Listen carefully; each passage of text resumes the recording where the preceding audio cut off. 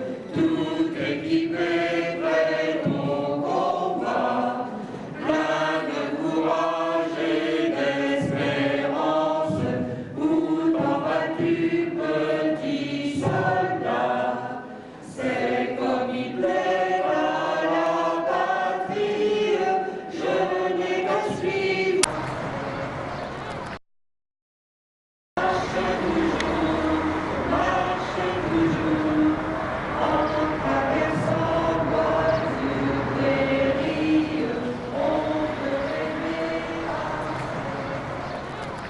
Trois cars vont transporter les marcheurs depuis Charleville à Neufchâteau en Belgique, où Madame la bourgmestre nous attend au cimetière de Neufchâteau pour commémorer les combats de 1914.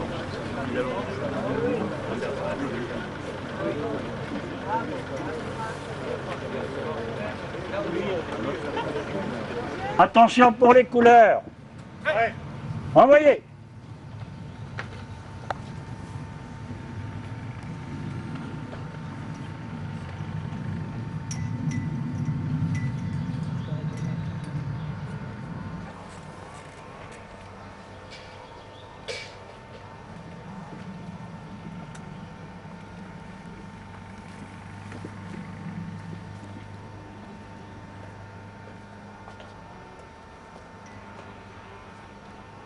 Pour tous nos morts, je vous demanderai une minute de silence.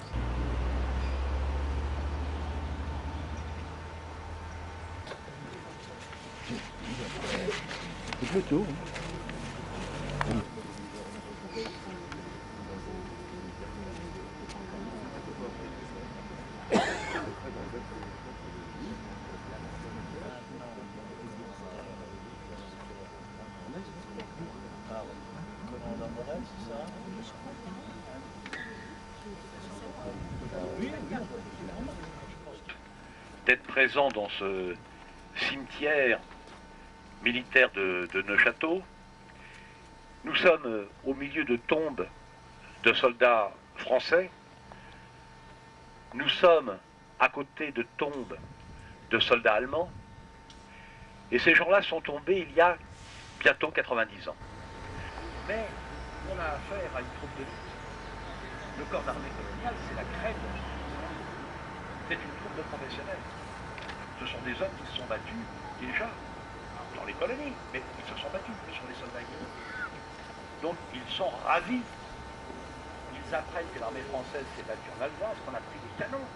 Les marsouins et les Bigorre, car il y a un remarquable groupe d'artillerie qui accompagne les marsouins, vont faire illusion, parce qu'ils vont attaquer toute la journée.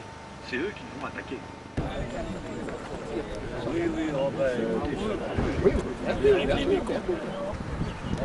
Après la cérémonie au cimetière militaire de Neufchâteau, les marcheurs vont reprendre les cars et se rendre au cimetière militaire de Rossignol pour une cérémonie et un certain nombre d'explications.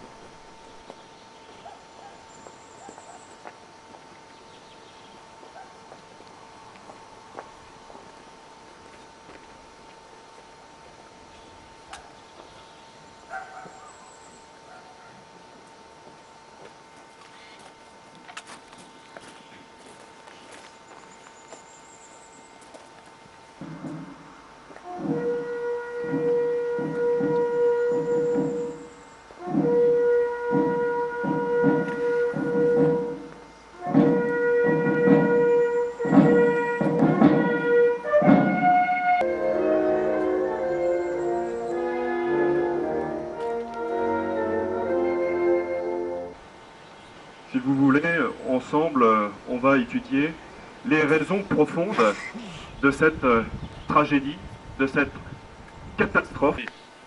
Et l'intervention de la 4e armée du général de l'Angle de Carie se fait un petit peu de manière improvisée, anarchique. L'Anrezac se trouve coincée et le 21 août, elle doit monter au front. Tous ces écrivains, tous ces enseignants qui sont morts, et la plupart au début de cette guerre. Un cas tombe durant la der des der, la Grande Guerre. Puis on a des blessés prestigieux, des hommes de lettres qui vont souffrir et mourir à cause des séquelles de la guerre. Je pense à Apollinaire, qui adorait cette contrée, relisait alcool.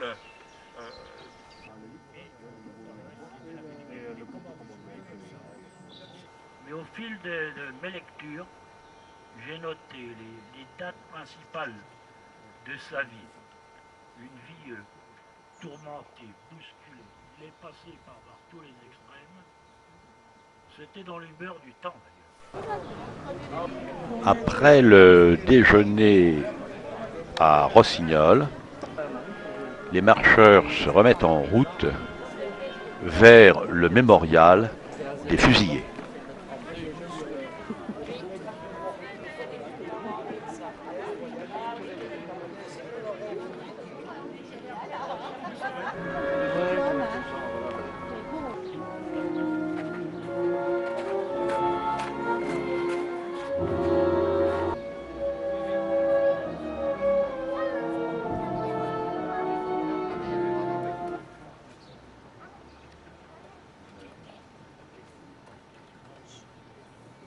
Représentants de l'armée allemande dans une Europe unie. Donc les trois pays s'associent à rendre hommage aux différents morts civils et militaires. Monsieur le bourgmestre explique alentours. le contexte de la répression allemande, puis les marcheurs suivent monsieur le bourgmestre en direction du cimetière et du monument aux morts.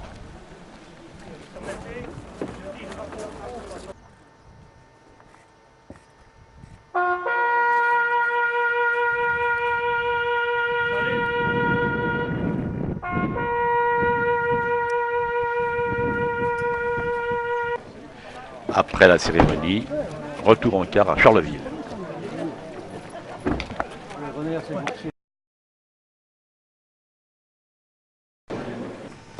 Les cars conduisent les marcheurs au Conseil général des Ardennes, dans une salle où le Kaiser Guillaume II recevait son grand état-major. Travailler sur le bilan humain des combats livrés par la 4e armée française, commandée par le général Langle de Carré.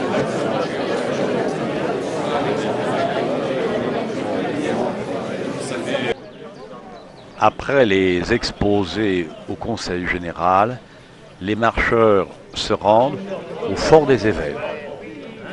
D'abord pour une cérémonie et ensuite pour des exposés.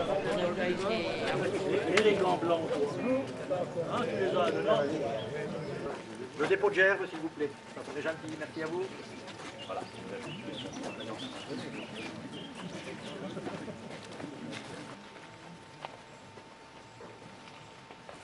Nous allons observer 1 minute de silence pour la mémoire de ceux qui sont morts pour la France. S'il vous plaît, messieurs. Nous allons aborder deux sujets importants, donc c'est pour ça que je vous demanderai beaucoup d'attention de votre part. Donc le système serré de rivière qui vaut d'être ici aujourd'hui, puisque nous avons derrière nous le fort des Évelles, et l'action et l'artillerie lourde allemande sur les forts belges et français en ces mois d'août et septembre 1914. Maubeuge qui le demeurera, Rocroi, Mézières et Givet. Bon. Marre de la place forte, en ont marre de ces remparts et de ces canons qui valent à la population bon nombre de victimes. Donc, politiquement parlant, les élus, l'eau à la place de Mézières sera construit, le fort et la batterie des Évelles, toute, je ne dirais pas quiétude parce que ce n'est pas le cas dans des moments comme ça, mais en toute sécurité. Au-delà de la protection, de la mobilisation et de la préparation de l'armée en campagne, est un système qui allie en permanence, et ça il faut le dire, la fortification elle-même et le mouvement de nos armées en campagne. Serré des rivières, ce n'est pas que de la fortification, contrairement à ce qu'on pourrait penser, c'est la fortification, mais c'est aussi l'appui, les points d'appui à l'armée en campagne qui, elle, sera en mouvement. Donc il y a une dualité permanente dans le projet de Serré de rivière. Vous voyez que c'était déjà un précurseur, l'homme. Hein, il n'avait pas attendu. C'est en fait une batterie sans compter les ouvrages d'intervalle et les batteries. La sommité des ouvrages militaires autour de Verdun est énorme.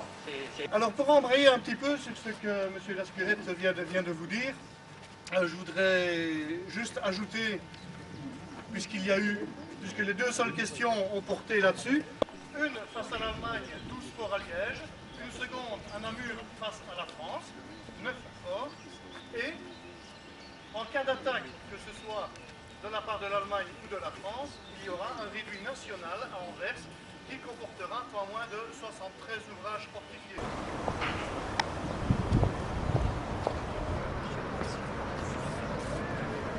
Après le passage au fort des Évelles, les marcheurs se rendent à Villers-Semeuse, d'abord pour une cérémonie monument aux morts, puis ensuite pour une réception dans la salle des fêtes, réception où ils seront accueillis par Monsieur le Président du Conseil général des Ardennes.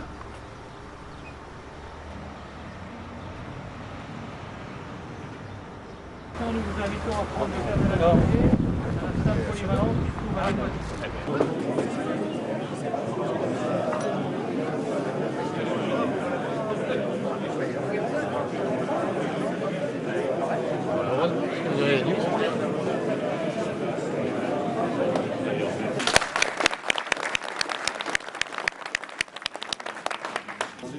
dire un petit mot alors que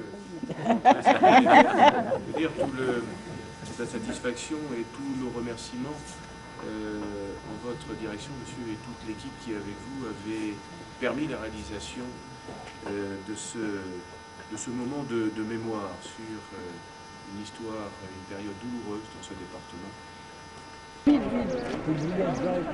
Après le déjeuner, les marcheurs se rendent à Charleville et à Mézières pour visiter, sous la conduite de l'historien M. Dardard, les monuments où les Allemands, en 1914 et pendant la Grande Guerre, ont eu un rôle particulier. Par exemple, le Kronprinz ou l'empereur lui-même. Le Kaiser Guillaume II vient s'installer ici avec son épouse, mais tous ses services. Ici, dans ce château Renaudin, mais au cœur de Charleville, qui appartenait à Henri Renaudin, on y reviendra tout à l'heure. Il a fait installer administrateur de société bancaire, tête de la Société Générale, et surtout, j'ai envie de dire, administrateur de la compagnie de l'Est, compagnie ferroviaire. Alors le Kronprinz a laissé un souvenir dans les vieilles familles carolopolitaines et massériennes extraordinaire. On le surnommait Bugus.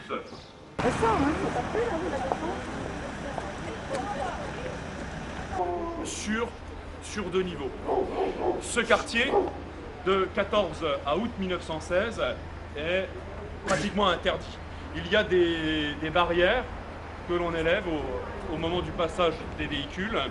Et le convoi de l'empereur, c'est 5 automobiles grises, avec le W de Vilaine couronné. Mais pour passer les barrières, les civils doivent sortir leurs papiers, et pas simplement à Ausweis, des cartes d'identité.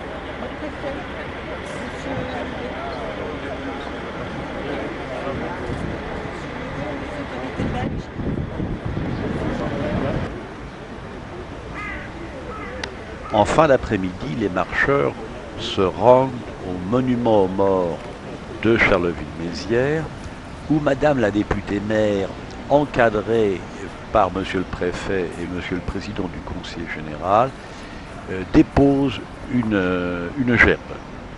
Après cette cérémonie, les personnalités et les marcheurs se rendront dans les salons de l'hôtel de ville pour le vin d'honneur.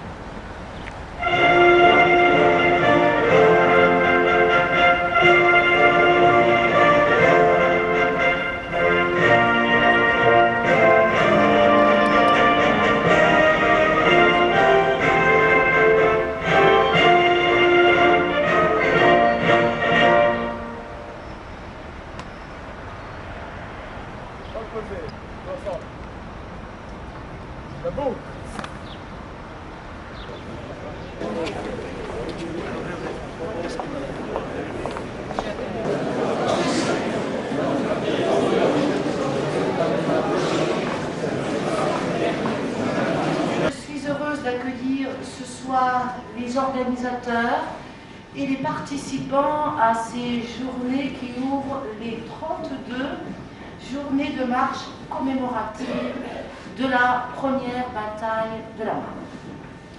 Nous commémorons cette année le 90e anniversaire de cette bataille. Notre ville et notre département se sont retrouvés une nouvelle fois en 1914 au cœur de la mêlée.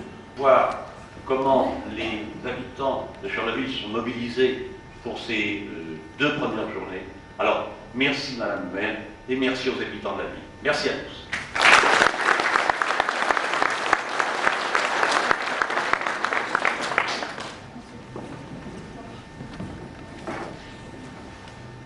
Le nombre et la ferveur de ceux qui, le grand matin, s'étaient rassemblés au Conseil général des Ardennes pour ce pèlerinage de mémoire m'a beaucoup impressionné. Nous sommes les fils, les petits-fils, les arrière-petits-fils, les arrière-arrière-petits-fils peut-être, de ceux qui ont combattu et qui, trop souvent, ont fait le sacrifice de leur vie. J'ai été très sensible ce matin au souci de retrouver la mémoire vivante de tous ces morts, qu'ils soient français, belges ou allemands.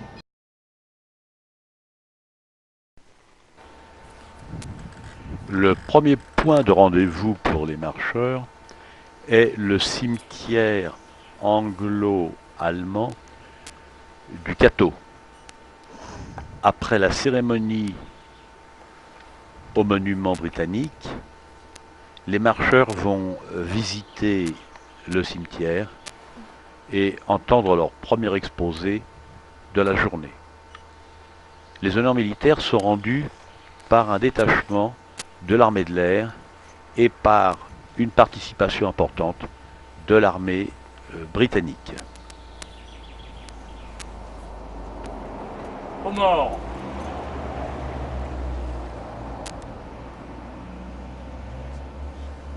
Ne pensez pas que votre matériel de lecture DVD est en panne.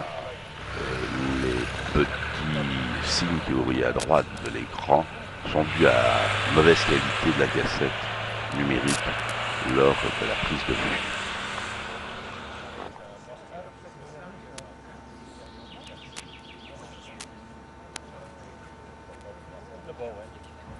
On trouve quelques territoriaux aussi chez les Français.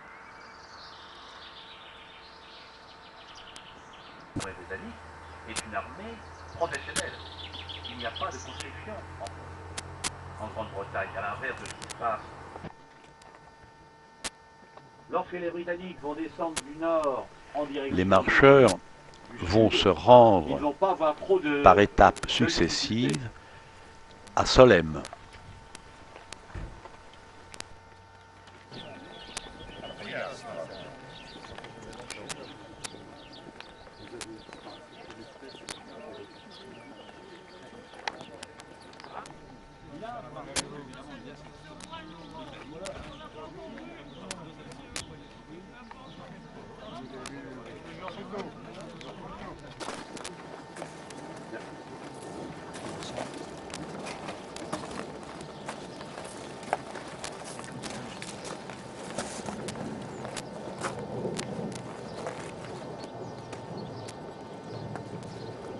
Une minute de silence, s'il vous plaît.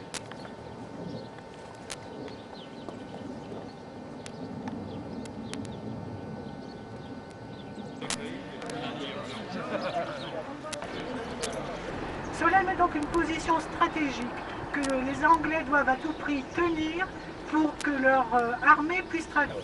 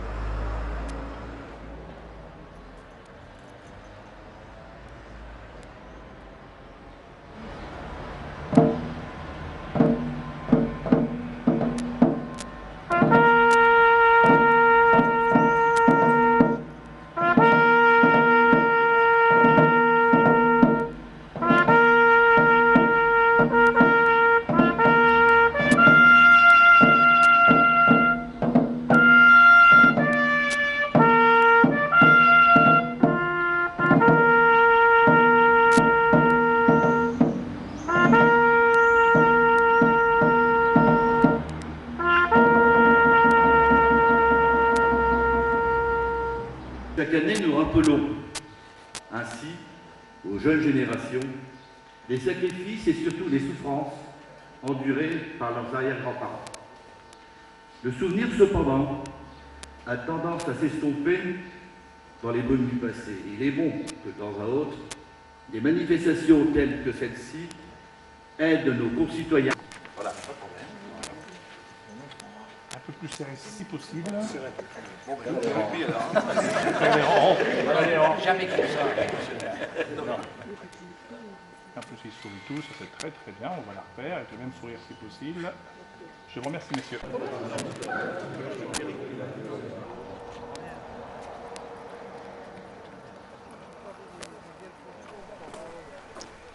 Après le repas, les marcheurs reprennent la route pour se rendre à Caudry. D'abord, étape au cimetière britannique, puis ensuite en route vers le monument aux morts de la ville de Caudry, avant la réception dans les salles.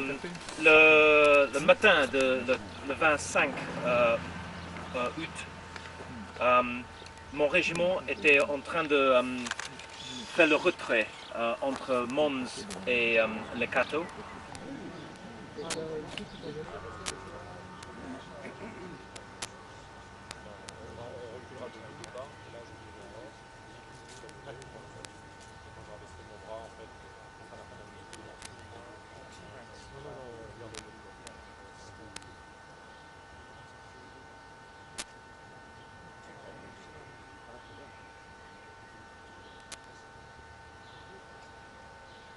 Ensemble en commandement. Garde à vous. Présentez. Arme.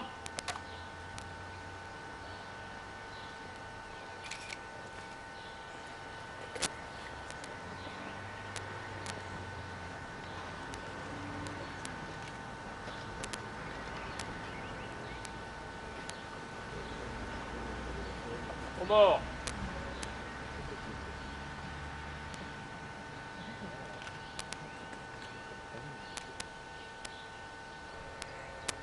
Bien mes amis, donc nous allons maintenant nous mettre en cortège en direction du monument aux morts.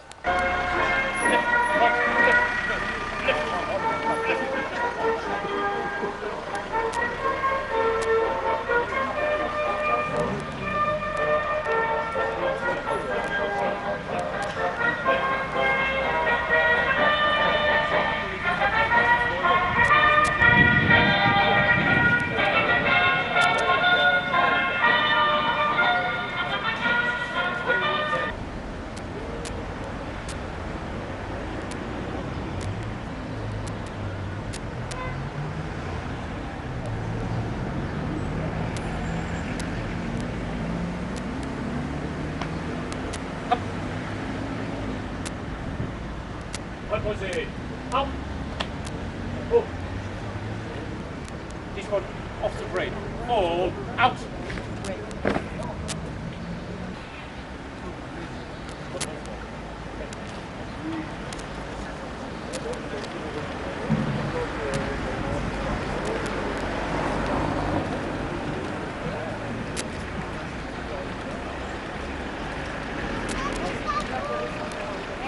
Je pense que c'est un grand moment d'émotion qu'on vient de vivre.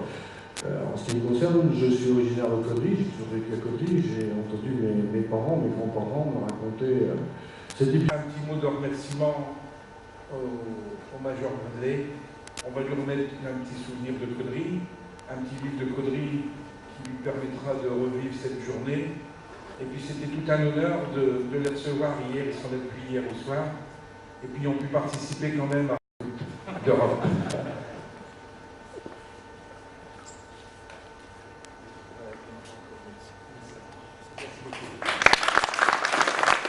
Et les environs ont répondu chaleureusement à cet appel de commémoration de cette première bataille de la Marne. Encore merci aux participants. Ça fait chaud au cœur de travailler avant et puis on a le résultat aujourd'hui que vous êtes nombreux à assister.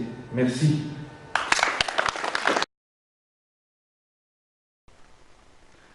Le point de rendez-vous est à Guise. Là, les marcheurs vont prendre le car et se diriger vers le cimetière de la Désolation.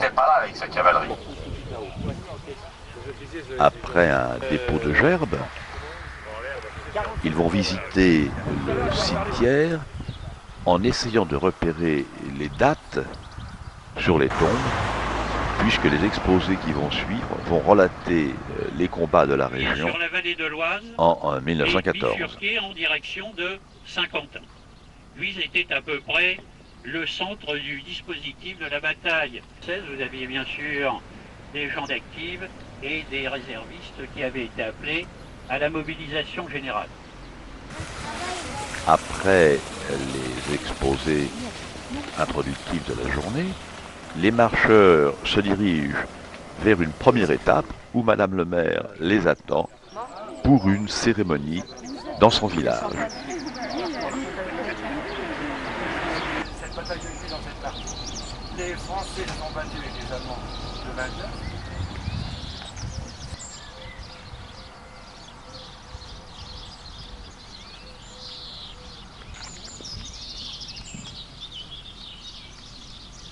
Avec vous. Donc c'est bien. Bon courage à tout le monde. Merci Madame le maire, merci bien. Point d'Audigny. Audigny est là-bas, nous l'avons perdu, les Français, et le général Blandin, qui commande la 40e brigade.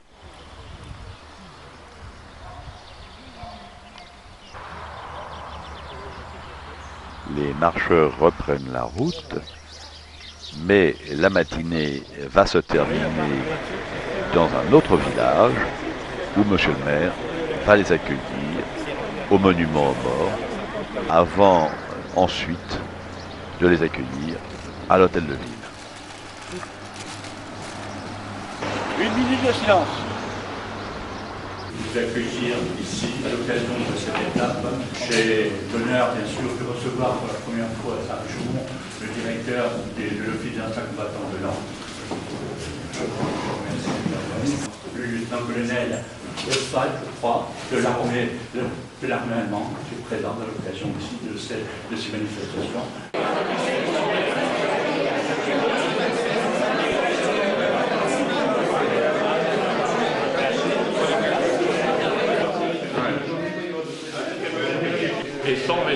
Après déjeuner, après avoir repris des forces et s'être bien reposé, les marcheurs vont reprendre le car pour une première étape et un premier exposé. Puis ensuite, ils vont se diriger vers Guise. Ne pensez pas que votre téléviseur est en panne. C'est vraiment l'image d'origine, la cassette d'origine qui est très mauvaise. Nous n'avions pas d'autre image à monter. Mais votre téléviseur marche bien, ne fait pas de soucis.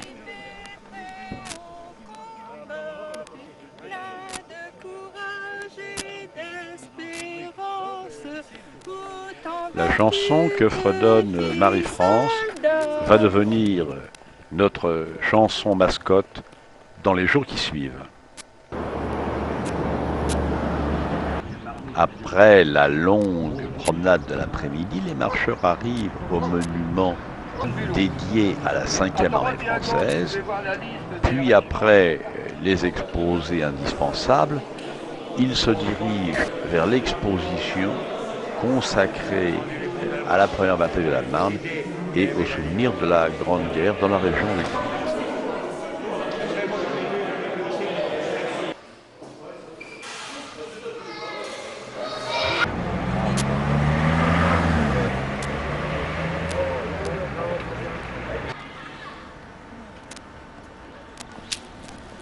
La journée se termine au monument aux morts de Guise en présence de Monsieur le maire, qui est également conseiller général.